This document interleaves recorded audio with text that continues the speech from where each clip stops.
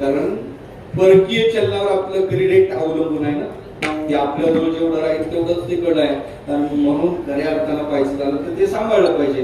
माझा विषय काय चालला, मी कुठून गेलो बाहेर, तशा प्रकारचं जे आहे चलन ते महत्वाचं. इकडे रुपये आहे, तिकडे डॉलर आहे, देशाची मर्यादा आहे. इकडं तिकडं चालत नाही चालत. ते तुम्हाला नेपाळमध्ये जायचं झालं तरी नाही चालत. नेपाळमध्ये जातो ना आपण, ते चलन महाराज इतका आनंद वाटतो. महाराज तिथं ते बाँड्रीवर बदलून देतात आणि आपल्या नोटा घेतात. आपले 1000 घेतले का त्यांचे 1500 देतात. इतका आनंद वाटते. 1000 घेतात आणि 1500 देतात.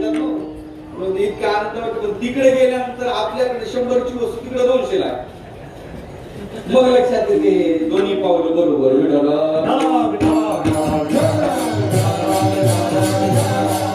लौकिक आपल्या चलनाला देशाची मर्यादा आहे. लौकिक आपल्या चलनाला मला वाटते जन्माची मर्यादा आहे. लौकिक आपल्या चलनाला काळाची मर्यादा आहे. एका काळातलं दुसऱ्या काळात चालत. प्रॉपर्टीचा वाद लागला, विकोपाला गेला तर म्हणतो जा तुझ्याच्यानं होईल ते करून घे, तुला फुटकी. काय मी बहिरा आहे, मला ऐकायला कधी काय कवडी का म्हणतो माहितीये का? काही काळापूर्वी ही कवडी चलनात चालायची. आता कवडी मार्केटमध्ये घेऊन जा, कवडीला कवडी किंमत नाही. लौकिकातल्या चलनाला कालाची मर्यादा. खरं सांगू का तुम्हाला, ते नोटा बंद झाल्या, आठवतात का तुम्हाला? नोटा बंद झालेल्या आठवतात ना? ते नोटा बंद झाल्या. मी सकाळी ज्ञानवारच्या दर्शनाला मंदिरात गेलो. हळदीत दर्शन घेतलं, बाहेर पडलो. एक भिकारीला मारत होता. हे बाबा का मारतो? म्हणे बुवा नवरा बायकोची भांडण आहे, बुवानी या उचापात्यात पडू नये. अरे तुझी बायको आहे का मारतो विचारलं. म्हणे तुम्हाला ऐकायचं म्हणजे त्याच्यासाठी तुला विचारलं. म्हणजे त्या पारीवर ती बसते, या पारीवर मी बसतो. दोघांना आम्ही भीक मागतो. दिवसभर लोक आम्हाला देतात 4-8 रुपये, 10-5 रुपये देतात. दिवसाकाठी 500-600 तिच्याकडे एवढं लाकूड गोळा होते, माझ्याकडे एवढं गोळा होते. मग घरी गेल्यानंतर तुझे किती माझे किती मोजायला तिच्याकडे घेते, माझ्यातले काढते, तिचे वाढवते. इथं काही वाद आहे का? म्हणजे तसं काही नाही. महाराज वाढवले तरी एकाच घरात जाणाऱ्या वाद काही नाही. म्हणलं मग मारतो कशासाठी? म्हणजे तेच तर तुम्हाला सांगतो महाराज. आता ते सुट्ट्याचं गाठोड एवढं होते, ती तिला सुट्टी म्हणतात का चिल्लर म्हणतात? चिल्लर करते. ते चिल्लरचं एवढं गाठोड, ते चिल्लर काय घरात तिला जमतच नाही. ते चिल्लर घरात ठेवतच नाही. बंदे करायचा विचार करते. बंदे म्हणतात. मग ते काय करते, ती चिल्लर घेते, दुकानदाराकडे जाते आणि 1000-500ची नोट करूनच आणते. महाराज 1000-500ची नोट करूनच आणते. काल रात्री कानावर बातमी होती महाराज, 1000-500च्या नोटा उद्यापासून बंद. सकाळी पेपर पाहिला, फ्रंट पेजला बातमी होती, आजपासून 1000-500च्या नोटा बंद. आता तुम्ही सांगा महाराजीनं किती मला बुडवलं, मला झालं काय? तो भिकारी सांगू लागला, आता तुम्ही सांगा महाराज, आमच्या सारख्या गरीबाला 10 लाख कोण बदलून देणार आहे? मी फक्त तुम्हाला मंदिरासमोरचा भिकारी सांगितला, आणखी मंत्रालयातला बाकी आहे.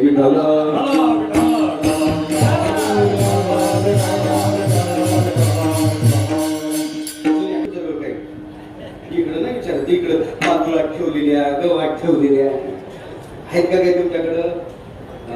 महाराज काहीला लक्षातच नाही.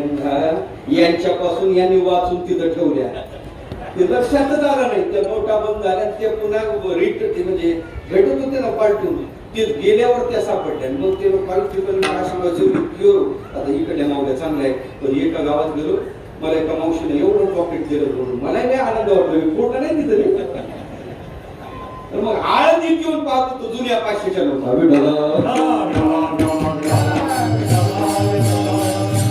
सांगायचं काय, माझा विषय काय चालला, लौकिक आपलं चलन या कालात चालत नाही. का म्हणतात तुम्हाला कोणते म्हणतात? आणि शेवटचं सांगतो, लौकिक आपलं चलन या जन्मातलं त्या जन्मात न्यायला जमत नाही जमत. इकडंच तिकडं काही चालत नाही. कबर तो जेब नाही होते, नाही काही चालत नाही. इकडून न्याय जमत नाही. प्रसंग सांगतो, श्रीमंताचं एक भिक्षू दारात आला. त्रिकालदर्शी महात्मा भीक मागत होता. दारात आला. ओम भक्ती विषमदे आले पुकारला. यजमान देण्यासाठी दारात आले. दारात आल्याबरोबर त्याला तेवढ्याच दारात एक विंचू दिसला. त्रिकालदर्शी महात्मा होता. तो विंचू उंबरा चढत आत जात होता. यजमानाने पाहिल्याबरोबर विंचोबाला पाहिलं. हातात त्याला ते विंचोबाच्या पूजेचं साहित्य गोळा केलं. कशाला करतात विंचोबाची पूजा? कशाला करतात? हल्दी कुंकू नाही. विंचवाच्या पूजेला चांगलं कोल्हापुरी असं तर जमते बरं का.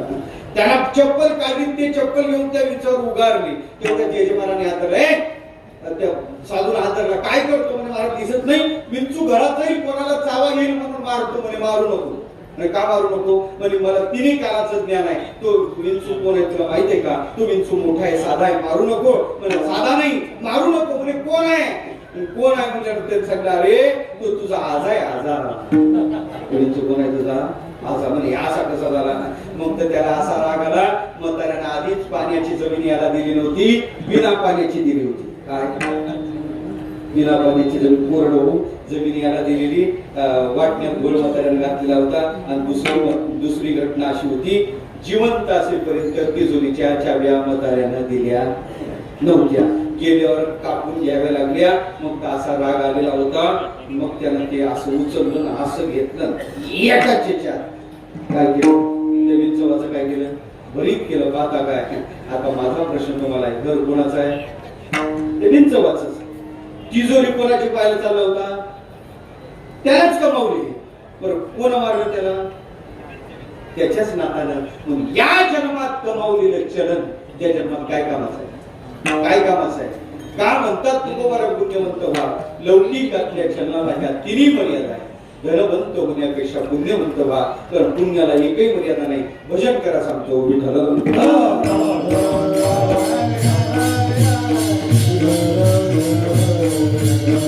प्रत्येक देशात चालते पुण्य, प्रत्येक काळात चालते पुण्य, प्रत्येक जन्मात चालते. प्रत्येक देशात हो इथं कमवा पुण्य तिथं चालते, तिथं कमवा पुण्य तिथं चालते.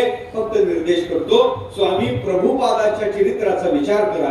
नाम साधनेच्या पुण्यावर आत्मा जगाची यात्रा करतो. जवळ काहीच नाही का? फक्त पुण्य चालते. इथं जायचं पुण्य, ते नामचिंतनाचं महत्व सांगायचं. लोक त्या नाम साधनेनं प्रभावित व्हायचे. पुढचा मार्ग प्रशस्त व्हायचा. जगभर त्यांनी इस्लाम संप्रदायाचा प्रसार केला. का?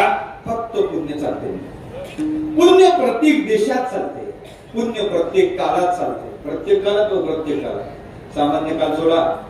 ज्या विकराल कलिकाला सामान्य चलन अकार्यक्षम होते त्याही काळात पुण्य चालते. त्याही काळात पुण्यरूपी चलन चालते.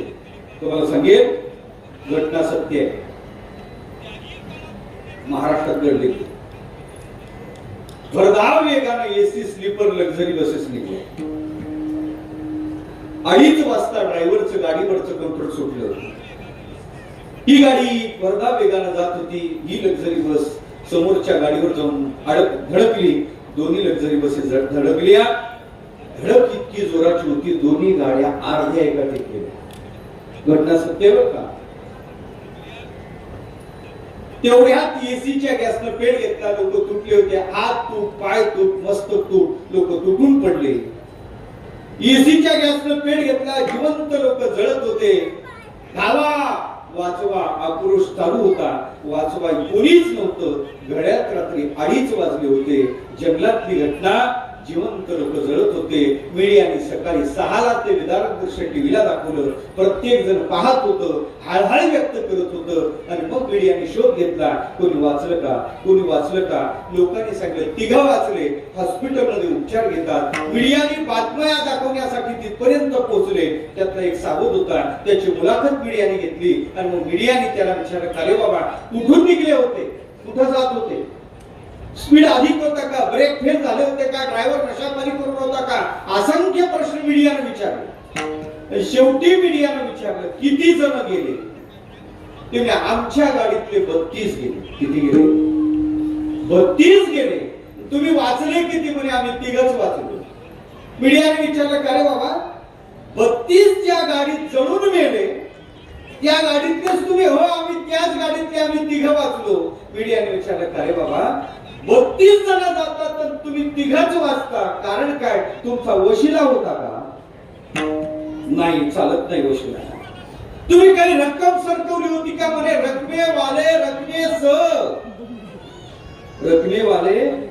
रकमेसह गेले. मग तुम्ही कसे वाचले मीडियाचा प्रश्न होता. पण उत्तर एकच होतं, आमच्याकडे थोडंफार शिल्लक होतं. येतं का तुमच्या लक्षात? काय ज्या विकराल कलिकाला सामान्य चलन अकार्यक्षम होते, त्याही काळात जे चलन चालते ते आहे पुण्य. ते मिळवा म्हणजे पुण्यवंत व्हा. विठ्ठल